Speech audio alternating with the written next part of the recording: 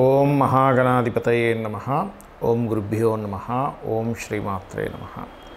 పరమేశ్వర స్వరూపమైనటువంటి జ్యోతిష, వాస్తు మరియు ఇతర అనేకమైనటువంటి శాస్త్రములను మనకు అందించినటువంటి మహర్షులకి నమస్కారం.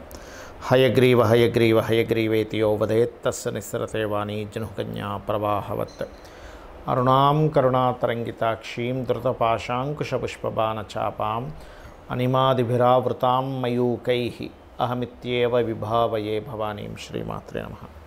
ప్రేక్షకులకి ఆ లలితాంబిక అమ్మవారి యొక్క అనుగ్రహం పరిపూర్ణంగా కలగాలన్న స్ఫూర్తి కోరుకుంటూ మనం ఈరోజు ఆగస్టు మాసంలో ద్వాదశ లగ్నాల వారికి మరియు రాసుల వారికి ఏ విధంగా ఉండబోతుంది, ఎటువంటి విషయాల పట్ల మీరు జాగ్రత్త వహించాలి, మరియు ఏ దేవతారాధన చేసుకోవాలి, ఏ విషయాల్లో బాగా కలిసి వస్తుంది అనేటువంటి విషయాలు చెప్తుంది నేనైనప్పటికీ కూడా చెప్పేసిన సాక్షాత్ లలిత అమ్మవారిగా భావిస్తూ, ముందుగా అసలు గ్రహస్థితి ఎలా ఉంది.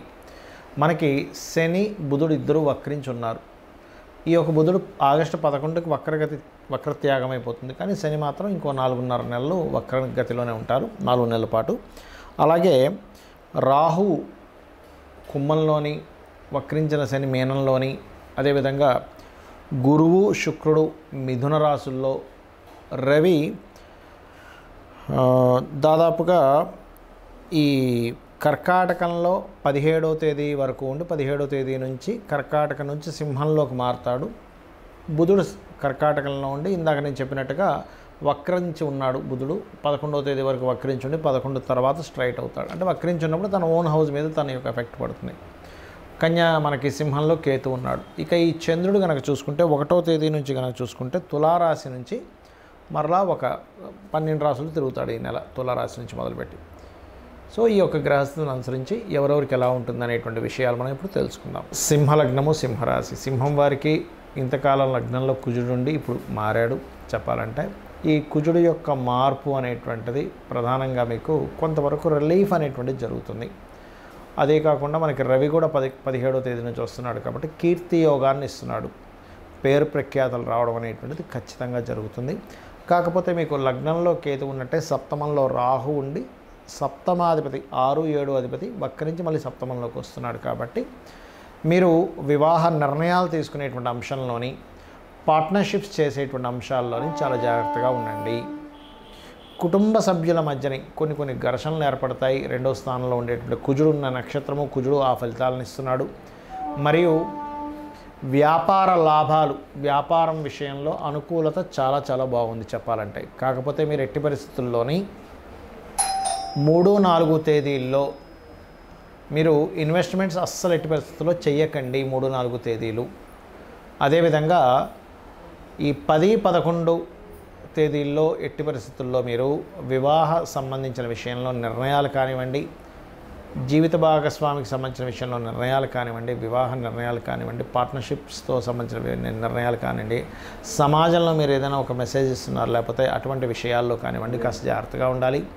మరియు 12, 13 తేదీలు కొంచెం కొన్ని యాన్స్టర్స్ ప్రాపర్టీ సంబంధించిన విషయంలో ఉన్నటువంటి కొన్ని చిక్కులు క్లియర్ అవ్వడానికి సూచిస్తుంది చెప్పాలంటే. మరియు అదేవిధంగా ఉద్యోగంలో గ్రోత్ అనేటువంటిది ఈ మంత్లో ఉంది. అందులో ముఖ్యంగా teaching related, accounts related, marketing related రంగాల్లో ఉండేటువంటి వారికి చాలా అనుకూలంగా ఉంది చెప్పాలంటే ఇప్పుడు ఉన్నటువంటి గ్రహస్థితి. కాకపోతే మీకు లగ్నంలో కేతు ఉన్నందుకు కాస్త గణపతిని ఎక్కువగా ఆరాధించండి, దత్తాత్రేయుడిని, అమ్మవారిని కూడా ఆరాధించండి. వీలైనంత మట్టుకు కొంతమంది కుదిరిపోతుంది సంబంధం, ఏమండి అయిపోయిందండి ఇప్పుడు మీరేమో ఇలా అంటున్నారు, సప్తమంలో రాహు శని వస్తున్నారు అంటున్నారు అనేవాళ్ళు చండీ హోమం చేయించుకోండి, లేదా చండీ పారాయణం చేయించుకోండి. కొంతమంది ధనం ఉన్నవారు శతచండీ కూడా చేయించుకుంటారు, బట్ మీరు చేయించుకోండి ముఖ్యంగా. మరియు దీంతోపాటు ప్రధానంగా మీరు చేయవలసినటువంటి ముఖ్యమైన అంశము, ఉదయం నిద్రలేచిన వెంటనే ఆ యొక్క గణపతిని కాసేపు కూర్చొని ధ్యానం చేయండి. తద్వారా లగ్నంలో కేతు సంచారం వల్ల అనీజీనెస్, అనవసరంగా ఉండేటువంటి కొన్ని వైరాగ్యాలు ఇటువంటివి క్లియర్ అవుతాయి. ఎందుకంటే రవి తల భాగానికి, ఈ బాడీ పార్ట్లో కొంత కుడి కన్నుకి ఇలా చెప్తూ ఉంటారు, వాటి కారకుడు. కాబట్టి అటువంటివి ఏవైనా అనారోగ్య సమస్యలు ఉన్నా కూడా క్లియర్ అవ్వడం అనేటువంటిది జరుగుతుంది. జాతక చక్రాన్ని చాలామంది కేవలం గోచార ఫలితాలు మాత్రమే రూల్ చేస్తాయి అనుకుంటారు. గోచార ఫలితాలు కొంతవరకు రూల్ చేస్తాయి. మిగతా నవగ్రహాలు ఇక్కడ చాలామందికి ఏంటంటే అపోహ, ఏమంటే శనే బాధని ఇస్తాడు అనుకుంటారు. కాదండి, ప్రతి గ్రహము కూడా మనకి చక్కగా మంచి పని చేసి పెడుతుంది, ఇబ్బంది ఇస్తుంది. అంటే ఎలాగా ఇబ్బంది అంటే తన స్వయంగా తన ఇష్టం వచ్చినట్టుగా ఇవ్వడం కాదు, మన కర్మ పూర్వజన్మలో చేసుకున్నటువంటి కర్మ ఆధారంగా ఆ యొక్క ఫలితాలు జరుగుతూ ఉంటాయి, గుర్తుపెట్టుకోండి.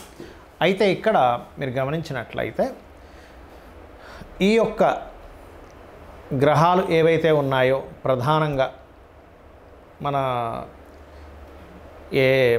చూసుకోండి, మనకి నవగ్రహాలు రవి నుంచి కేతువు వరకు ఆ ఉన్న కండిషన్ బట్టి, అంటే ఉదాహరణకి మీరు లైఫ్లో ఎప్పుడు బాగా డిప్రెస్గా ఉంటున్నారు, ఎదగలేకపోతున్నారు అంటే మొట్టమొదటిగా మీ లగ్నాధిపతి ఎవరో గుర్తించండి. లగ్నాధిపతి ఎవరో ఆ యొక్క అధిష్టాన దేవతకి దీపారాధన చేసుకోవడము, లేకపోతే 12 లగ్నాల్లో ఏ లగ్నమైందో ఆ గ్రహానికి దీపారాధన చేస్తే ఖచ్చితంగా మీరు పేరు ప్రఖ్యాతులు సంపాదిస్తారు. దాంతోపాటు రవిగ్రహం ఎలా ఉందో చెక్ చేసుకోవాలి. మీకు మీరుగానే చూసేసుకోవచ్చు. ఇది మనమేమి దాని గురించి పెద్ద లక్షలు వేలు ఖర్చు పెట్టాల్సిన అవసరం లేదు. మీకు మీరుగానే నెట్లో కొడితే మీ లగ్నం ఏంటంటే డేట్ ఆఫ్ బర్త్ టైం కొడితే మీ లగ్నం వచ్చేస్తుంది. మీది ఫలానా లగ్నము, మీ లగ్నానికి అధిపతి ఇదని వస్తుంది. అంటే ఇప్పుడు మీకు తెలియదు అనుకోండి, ఉదాహరణకి మేషము అనుకోండి, మేషానికి వృశ్చికానికి కుజుడు, కుజగ్రహం దగ్గర, వృషభానికి తులాకి శుక్రుడు, బుధుడు, మిథునానికి కన్యకి బుధుడు, కర్కాటకానికి చంద్రుడు, సింహానికి రవి, ధనుర్మీన లగ్నాలకి గురువు, రాసైన లగ్నమైన గురువు అవుతాడు. మకరము మరియు కుంభానికి శని. దీంతోపాటు లగ్నంలో ఒకవేళ రాహు కానీ కేతు కానీ ఉంటే వాటికి కూడా చేసుకోవచ్చు. లగ్నంలో ఏదైనా గ్రహం ఉంటే ఆ గ్రహ ఆరాధన, ఆ గ్రహానికి దీపం పెట్టుకుంటే కూడా మీరు లైఫ్లో ఎదుగుతారు. అదేవిధంగా మీ ధనాధిపతి ఎవరు, ఎంతసేపు ఎల్నాడ్సిన వచ్చిందండి కాల్సప యోగం ఉందని అందుకే నేను ధనం సంపాదించట్లేదు కాదు, మీకు లక్ష్మీ యోగాలు, ధనయోగాలు ఎంత ఉన్నాయి, ఏ మార్గంలో వెళ్తే మీరు చక్కగా ధనాన్ని సంపాదించి మీ యొక్క జీవితాన్ని ఉద్ధరించుకోగలుగుతారు, పేరు ప్రఖ్యాతులు తెచ్చుకోగలుగుతారు అనేది మీ ధనాధిపతి, పంచమాధిపతి, భాగ్యాధిపతి, లాభాధిపతి, దశమాధిపతి వీటిని చూసుకోవాలి. అంటే వీటిల్లో మీకు ఎలా ఉంది అంటే వ్యాపారంలో బాగుందా లేకపోతే ఉద్యోగంలో బాగుందా అని చెక్ చేసుకోవాలి.